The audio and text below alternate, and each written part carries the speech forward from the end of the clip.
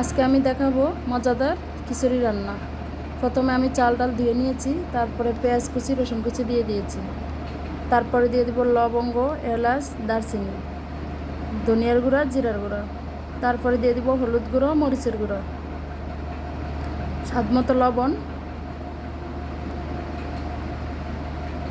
এবারে দিয়ে দিব পরিমাণ মতো তেল। এখন আমি হাতের সাহায্যে মেখে নেব।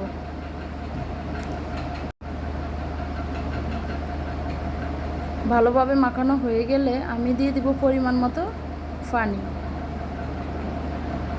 দিয়ে দিব মাংসের কিছু ঝোল ছিল, আর ছিটাফোটা কিছু মাংস ছিল, ওগুলো দিয়ে দিব। অনেকেই আছেন এগুলো মাংস খাওয়ার পরে ফেলে দিতে চান, না ফেলে দিয়ে এভাবে যদি খিচুড়ি রান্না করে নেন অবশ্যই খেতে দারুণ হবে।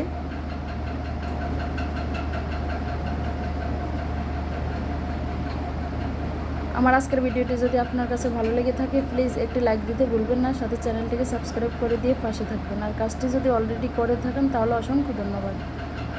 দেখতেই পাচ্ছেন আমার খিচুড়িটা অনেক সুন্দর হয়েছে, ঝরঝরা হয়েছে।